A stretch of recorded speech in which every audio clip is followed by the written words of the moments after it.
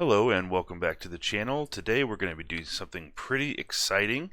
This is going to be all the white cards that have been revealed for Magic the Gathering Innistrad Crimson Vow expansion. We're going to rank them with Tier Maker, something that I've been into recently, and I think it gives us a good idea of what a certain card's power level is regarding the meta, and just whether, you can say a card is really good, a card is really bad, but ranking them like this gives you a little bit more of a value and a range and a tier list. So without further ado, let's get into it. We're going to explain the rankings here. S would be something that you would auto include in the color that you're playing. So something right now like red for Frostbite, Blizzard Brawl in green, maybe saw it coming in blue, things that are like staples of the format in your color.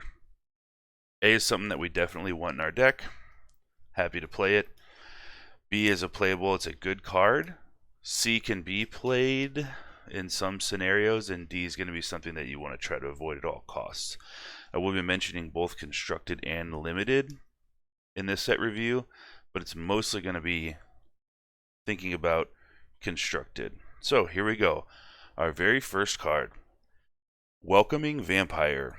A vampire creature for 1 plains and 2 colorless is a 2/3 with flying. It states whenever one or more other creatures with power 2 or less enter the battlefield under your control, draw a card. This ability triggers only once per turn. This is a rare. I think this card, you get a 2/3 flying for 3 mana, and then if you have another 2-drop or 2 power creature come in, you can draw a card. I think this is actually a pretty good value generator in white. So I think right off the bat we're going to give this probably a B. It's a solid playable card. Next card is Voice of the Blessed. 2 plains. It is a spirit cleric. It is a rare, a 2/2. Whenever you gain life, put a +1/+1 counter on Voice of the Blessed. As long as Voice of the Blessed has 4 or more +1/+1 counters on it, it has flying and vigilance. And as long as it has 10 or more +1/+1 counters on it, it has indestructible. This card seems very good. Probably going to have to be in mono white due to the 2 plains. But it's a 2/2 with an Ajani's Pridemate effect, where every time you gain life, it gets a +1/+1 counter. Note that it also does not say this triggers only once per turn. So if you can find a way to gain life multiple times per turn, this thing will rack up counters quickly. The 4 +1/+1 counters on it, giving it flying and vigilance, that means it's going to be a 6/6 flying vigilance, and you've only spent 2 mana to get it there. I don't know that the 10 counters, the indestructibility is going to see come into play too much, but it's always an upside. This is going to be an A. I think that's going to be something that you really want to have in your mono white deck. Next card is a common. It is Vampire Slayer. 1 plains, 1 colorless for a 2/2. When Vampire Slayer deals damage to a vampire, destroy that creature. Pretty narrow. Pretty bad, except for anything but vampire decks. That's going to be a D. Limited, I could see you playing it maybe, it's maybe a C. It's a playable card, but 2 mana for 2/2 these days, not very impressive stats. Next card we have is Valorous Stance. This is an interesting one. It's 1 plains, 1 colorless for an instant at uncommon. It's a modal card, so you can choose one. Target creature gains indestructible until end of turn, or destroy target creature with toughness 4 or greater. I think this card's going to see play. It's going to be pretty good removal in limited for constructed. I think it could see play when we see the meta shift a little bit more to creatures with higher toughness. There are a lot of X3s, X2s out there right now, so we're going to say this is probably a B with the potential of going up into A for limited. Next card is Unholy Efficient. 1 plains for a 1/2 vigilance. It's common. You tap a plains and 4 other colorless for a total of 5 mana. You put a +1/+1 counter on Unholy Efficient. I think this is in the world of Battlefield Raptor and Usher the Fallen for 1-drops and constructed. I don't see this getting much play. However, I think in limited it actually is decently playable. So why don't we rank it as C? Next card is a common. It is a Traveling Minister. 1 plains for a 1/1. You tap the Traveling Minister. Target creature gets +1/+0 until end of turn, and you gain 1 life. Activate only as a sorcery. So something like a Soul Mender with a little bit of upside. The +1/+0 is probably not going to matter a ton, but the life gain could matter. You can activate it only as a sorcery, so you can't gain life on their turn. You can do it your first main phase. But this something in conjunction with Voice of the Blessed would be pretty decent. I'm going to give this card at common probably a B, because we have seen life gain decks in the past where having something that you could tap to reliably gain 1 life every turn can be a powerful effect, and this also has the upside of buffing one of your other creatures' power by +1 till end of turn. Next we have Dahlia, Guardian of Thraben. 1 plains, 1 colorless for a 2/1 first strike. It states that non-creature spells cost 1 more to cast. Dahlia is legendary, so you're not going to be able to have more than one of her on the board. I think this is a very powerful effect, and I think white decks will be happy to play it. I'm going to go A for Dahlia. Next card is Cigars, Summons. 4 colorless, 2 plains for a total of 6 mana for an enchantment at rare. Creatures you control with +1/+1 counters on them have base power and toughness for 4, have flying and are angels, in addition to other types. So this is going to benefit super go-wide strategies where you want to put your counters on a lot of different things, so you have a lot of tokens with counters on them. This automatically makes the possibility of lethal just for having this on the board when you have a lot of different creatures with at least +1/+1 counter on them. It is quite expensive, and it's reliant on you setting up the board in this way before you cast it for it to be effective. I'm going to say it's probably at a 6-drop. I'm going to give this probably a C. I don't think that you're going to see a lot of decks that are relying on this 6-drop bomb, particularly in mono white. Now, it's possible that white green could board this in, but it's just a little bit too expensive, and I think mono white wants to win before that 6-drop anyways. So when you compare that with something like Legion Angel, or at the top end of like 4 and 5 drops, I think it's a little bit too expensive. Next card is Cigars, Imprisonment. 1 plains, 2 colorless mana for an enchantment aura at common. Enchants a creature. Enchanted creature can't attack or block. You can also pay 1 plains and 4 colorless mana to exile the enchanted creature, and you create a blood token. If you're not familiar with blood tokens they are new to Crimson Vow. It's an artifact that you can tap to discard a card, sack the blood token, and tap an additional mana to draw a card so you can loot. I don't think blood tokens are going to be super powerful. Not anything like food tokens or anything like treasure tokens. I think they're just a little bit of a little bonus on some things. Cigars Imprisonment, I'd say in limited is going to be fine removal. I'm going to go ahead and give it a D, but I think it might go to C or B in limited. Next card is Savior of Allenbach. 2 plains, 1 colorless for a 1/2 human soldier at mythic rare. And this has one of the new mechanics on it, training. Training states whenever this creature attacks with another creature that has greater power, put a +1/+1 counter on this creature. So this might be working in conjunction with a lot of these things that we've seen in white with +1/+1 counters that might be making a big comeback. Counters and tokens and small things with counters on them to overwhelm the opponent. Savior of Allenbach also states, when it trains, exile up to 1 other target creature from the battlefield or a creature card from a graveyard. When Savior of Allenbach leaves the battlefield, put the exiled cards onto the battlefield under their owner's control. So when it trains, meaning that when it attacks, so it has to attack to get the training, you can exile 1 creature from the battlefield or a creature card from a graveyard. So the thing about this guy is whenever he leaves the battlefield, the exiled cards go under their owner's control. So if you exile a card from your opponent's graveyard, he leaves the battlefield, they're going to get that back in play. So this is a powerful effect, but you're going to have to judge when and where this should be used. It's a little bit riskier exiling something from a graveyard than it is to... If you really need to get something off the battlefield, though, this is a pretty good... especially if you can repeat it once or twice. This is kind of like maybe an upgrade or just a little bit of different take on Skyclave Apparition or Brutal Cathar. I'm going to put that at B. because I feel like there's going to be a lot of board wipes, and this might not get to attack in a lot. And it starts with base stats of 1-2, but it could very well be an A. Next card we have is Sanctify. 1 plains, 1 colorless. Sorcery speed. Destroy target artifact or enchantment, gain 3 life.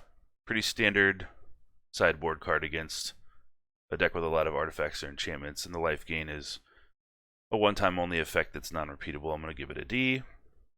It would be fine against some really artifact-heavy or enchantment-heavy decks, I guess.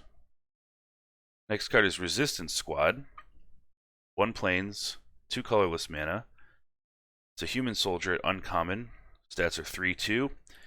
When Resistance Squad enters the battlefield, if you control another human, draw a card. I think this is going to be pretty good and limited, especially if you can get a bunch of humans under your control. Constructed, there are a lot of good 3-drops right now in white. I'm going to give it a C. Next card we have is Piercing Light. 1 plains, instant. Piercing Light deals 2 damage to target attacking or blocking creature. Scry 1.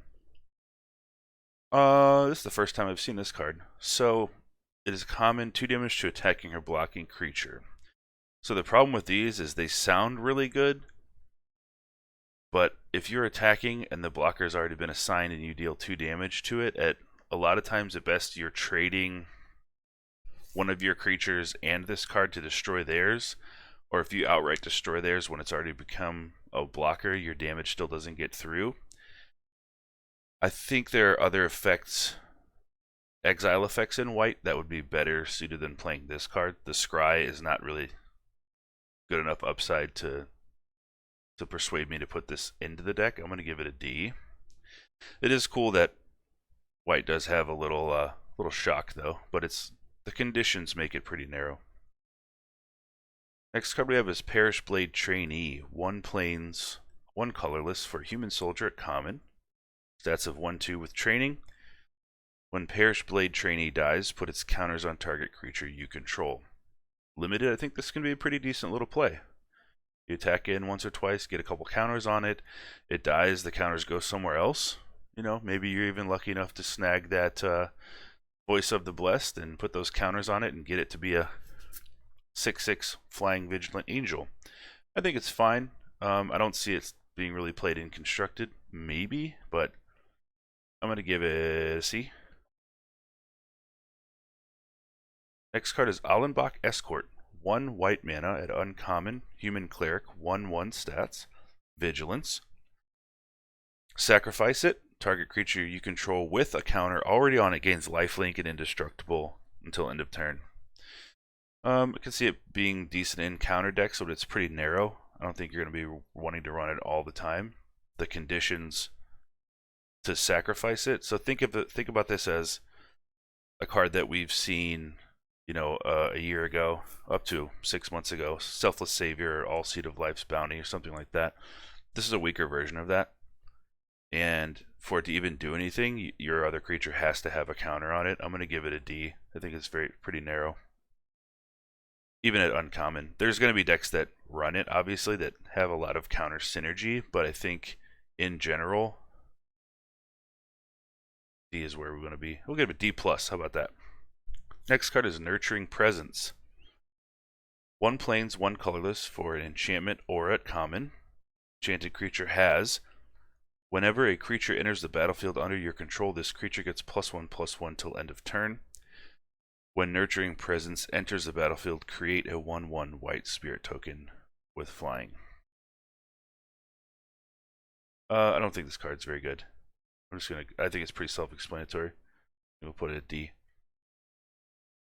Next card we have is Nebelgast Beguiler.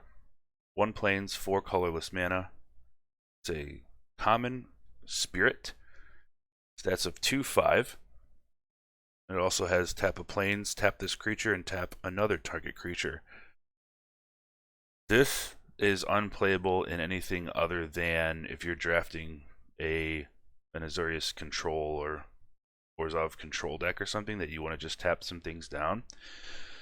But again, it costs 5.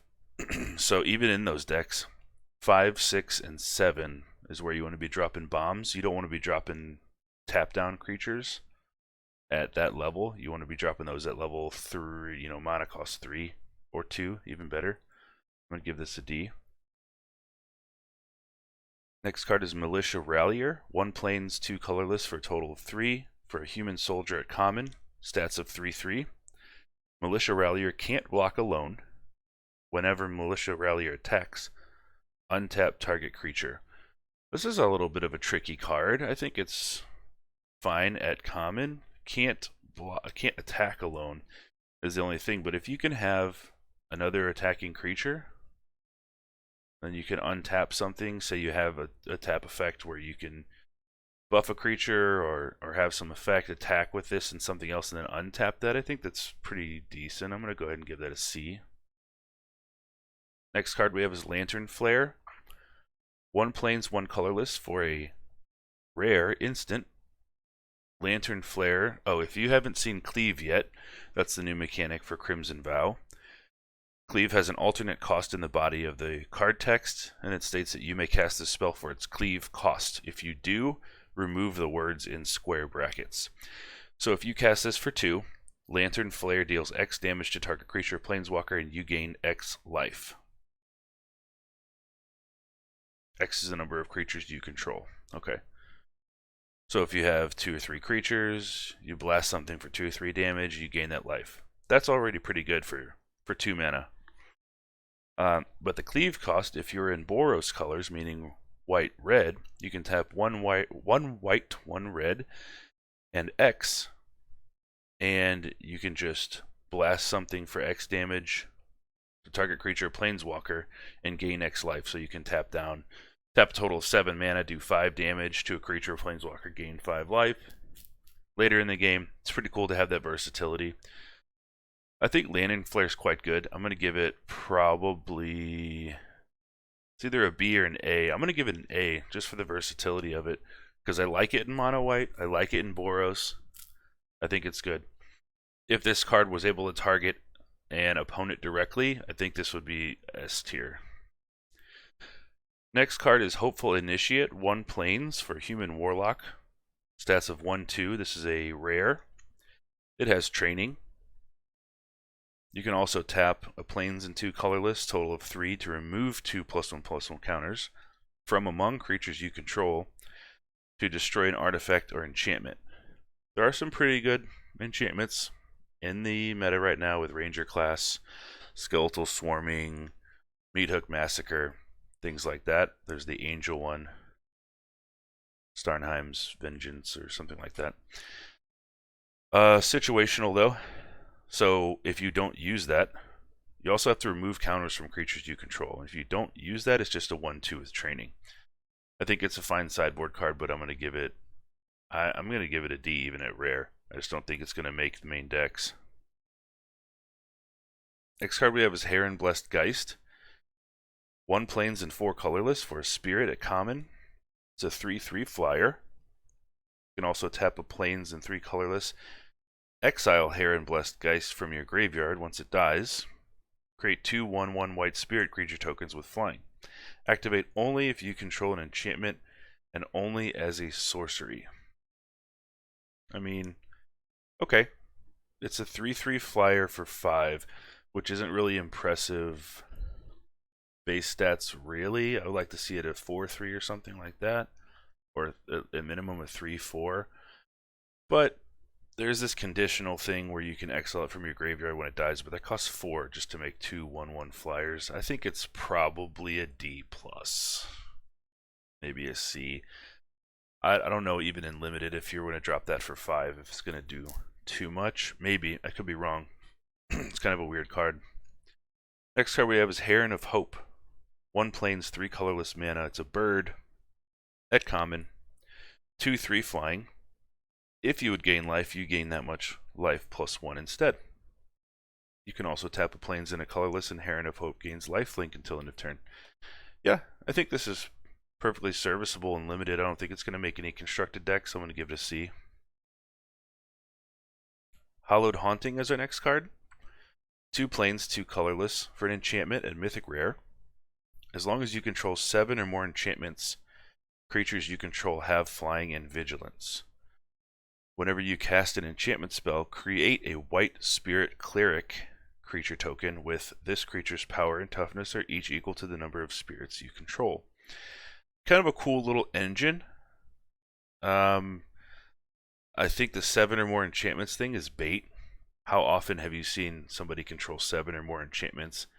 And if you're packing that many enchantments into your deck, you're going to probably have problems because you're not going to have enough room for creatures and instant speed interactions.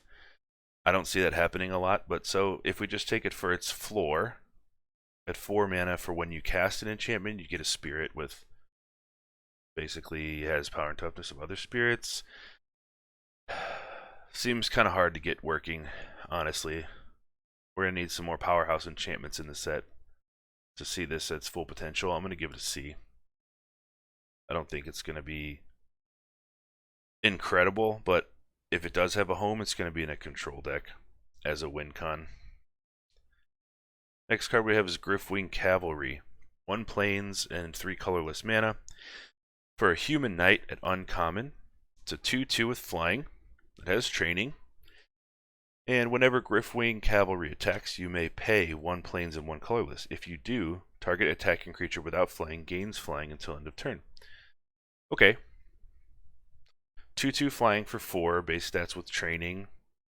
The flying makes it so you're probably going to be able to activate training at least once or twice, maybe making it a 3/3 or 4/4. And if you have another creature that you want to get in there, you can pay 2 to make that flying until end of turn. I think this card is pretty decent. I'm going to put it in C. C level. If it came in with as a 3/3 flying for 4, I would probably put it up to a B. Next card we have is Griff Rider. That's 1 plains and 2 colorless for a human knight with flying at common, 2/1 with training. This card's going to be pretty good in limited. Don't see it making constructed. We'll put it as a C. Next card we have is Fleeting Spirit. 1 plains, 1 colorless for a spirit creature at uncommon. It's a 3/1, pretty aggressive. You can also tap a plains, exile 3 cards from your graveyard. Fleeting Spirit gains first strike until end of turn. Discard a card. Exile Fleeting Spirit. Return to the battlefield under its owner's control at the beginning of the next end step.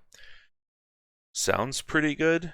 So if you draw this early, though, you play this on turn 2. You have no cards in your graveyard, and you have a 3/1, which is, I'm not saying is bad, but it does have the 1 toughness. You're not going to be able to exile those 3 cards from your graveyard to give it first strike to protect itself when it's attacking until later in the game, and then you really don't even want it on turn 4 or 5 because you have better things to play. You can discard a card and exile it from the board and then return it back, so it kind of has evasion. It has its own little built-in cute little evasion thing going on here, but it does cost you a card as if you gave it, you know, Snakeskin Veil or something like that, but it's built in. I think it's hard to say. I think it's decent. We'll give it a, it may be a B in certain aggressive decks. I'm going to give it a C for now. Next card we have is Fierce Retribution. 1 plains, 1 colorless for an instant. Destroy target attacking creature for 2. You can cleave it for 1 plains and 5 colorless mana and destroy target creature. Creature has to be attacking you. We've already seen in Adventures in the Forgotten Realms, you hear something on watch. It's a 2 mana white card, and it deals 5 damage to a target attacking creature. And it also, I believe, has another mode on it where it gives all your creatures +1/+0 till end of turn. That doesn't see play. I don't think this is going to see play. 6 is a lot to pay to just destroy a creature. I think this is going to be fine in limited, so whatever. We'll put it in D for constructed, though. Next card we have is Estwald Shieldbasher. 1 plains, 3 colorless mana for a human soldier at common. It's a 4/2 for 4 mana investment. Whenever Estwald Shieldbreaker attacks, you may pay 1 colorless mana. If you do, it gains indestructible until end of turn. That's actually quite good at common. That's going to be nasty and limited. You pay 4 to get it out and just keeps attacking, and you just, as long as you hold up a mana, it's not going to be destroyed by their creatures. The thing is, you have to do it when you attack, so if they have a removal, they can wait till you tap that 1 to activate that and then respond to it and kill it. But it's still going to be kind of annoying. I don't see a lot of constructed potential, but I think it's going to be quite good in limited. It might be a B or an A in limited, but it's going to be C for us today. Next card is Dawnheart Geist. 1 plains, 1 colorless mana for an uncommon spirit warlock. It has a 1 power, 3 toughness, and whenever you cast an enchantment spell, gain 2 life. Okay, there's a lot of build-arounds for enchantments in white. I'm not sure that that mechanic, I'll have to see more of the cards as we go, but I'm not sure that mechanic is going to be super viable. It reminds me of the viability of maybe the venture into the dungeon stuff, where there's a lot of cards that have build-arounds and triggers and payoffs for it, but I'm not sure if you're going to be able to make it work. So 2-drop 1/3. If you're not casting enchantments, that's all it is. I think it's a D. Next card is Circle of Confinement.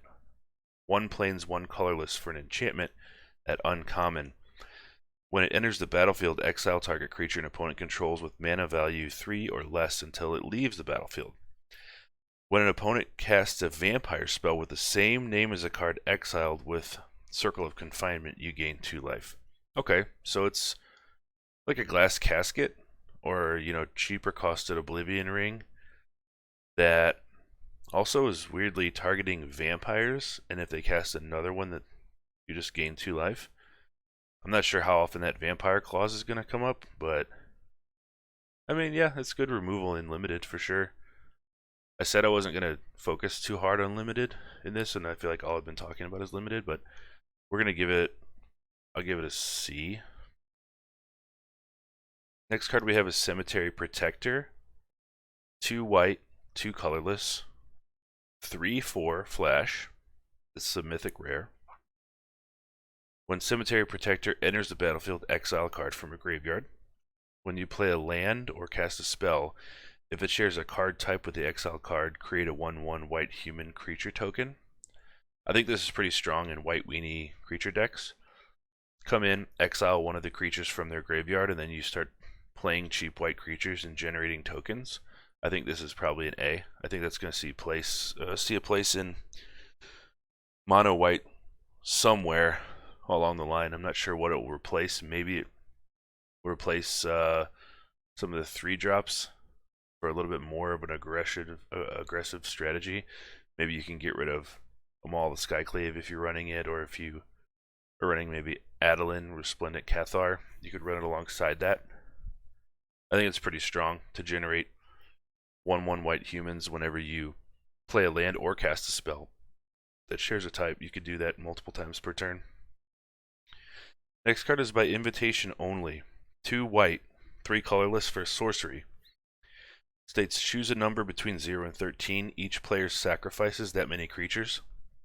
I think this is very strong. The nomenclature here, or the wording of each player sacrifices that many creatures, gets around indestructibility and it gets around protection. I think this is going to be a very strong board wipe spell that you also have the ability to tune. I'm going to give this S. I think for 5 mana. Azorius control, maybe Orzhov will use this to great effect. I think it's going to see play in a lot of it. Next card is Bride's Gown. 1 plains, 1 colorless mana for an uncommon artifact equipment. This is the first one that we've seen.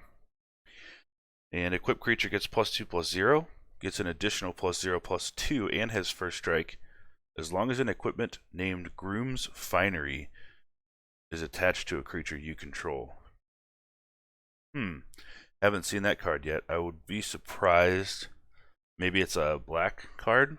So like we have a white and a black for the bride and groom. Equipment hasn't been super strong lately, and it also costs 2 to equip, so your investment of 4 will get you +2/+0 or +2/+2 if you have the other one in first strike. I don't know. I think it's going to be a D for me. Next card we have is Arm the Cathars. 2 white and a colorless for a sorcery at uncommon. Until end of turn, target creature gets +3/+3. Up to one other target creature gets +2/+2, and up to one other target creature gets +1/+1. Those creatures gain vigilance until end of turn. I don't normally like cards like this at sorcery speed because I like to be able to use them as combat tricks, but that's a lot of stats for 3. That's 6. So you get to give a total of 6 power and 6 toughness to your board for 3 mana. I think it's pretty decent. We're going to go B. We've seen Angel Fire, whatever it is, in Midnight Hunt has gotten some play. The Boros card that gives like lifelink, haste, whatever, and it's at sorcery speed, so you can't always stop it, even if you see it coming at sorcery speed. Next card is Angelic Quartermaster. 2 white mana, 3 colorless for a total of 5 for an Angel Soldier at uncommon. 3/3 flying. When Angelic Quartermaster enters the battlefield, put a +1/+1 counter on each of up to 2 other target creatures. So it can't place the counter on itself. That'd be cool if it could just come in and do that, but even so, it'd be a 5/5 flying for 5 mana, which is pretty good. This can work with some of those +1/+1 counter payoffs that we're seeing in this set, and it also can divvy up some counters where you need it. I think this is looking like Basri's Lieutenant territory, although this is flying. I'll give it a C. And our last card is Adamant Will. 1 plains, 1 colorless for an instant at common. Target creature gets +2/+2, gains indestructible until end of turn. I think this card is pretty good combat trick. It's one, well, it costs 1 more and it does 1 less than Giant Growth, but it also gives indestructibility. So it can also be used in response to removal. So you have to double block something and they go to remove one of your creatures, you can throw this down to protect it. I think this is a pretty decent card. Let's say, you know, B in limited, C in constructed. And guys, that's going to conclude our video for today. So we only had 1 S tier spell, and it might be S tier. That's my feeling that it's going to be, is the ability to make people sacrifice things. Especially maybe, you know, we could see Turgid, the black creature. Whenever something's sacrificed, you get it under your control. Make a comeback with that card by invitation only. But we've had a few A's, we had some B's, so mostly C's and D's, which, you know, that's probably about the ratio that we expected to see. A lot of D's in here, and D's, I'd like to make one thing clear too. If you guys think I'm wrong, I mean, I'm probably going to be wrong on some of this. It's a prediction. But put something in the comments saying why you think so, and I'm happy to discuss them. And also, it's not that D's are always really, really bad. It's just that they either are too expensive for the effect that they do, or you want something, or they're a card that you would put in like a niche deck, some sort of specific build, and their synergies have to work with other cards. And then as we get up to S and A and B tiers, they're just really just good cards by themselves. So if you guys like the channel, you like the tier maker thing, please hit that like button and subscribe and hit the bell for notifications when I upload new videos. Really appreciate it. It helps the channel. And I'm also on Twitter at KaeroMTG. And until next time, may you always curve out and always be on the play, and luck be with you. Take care.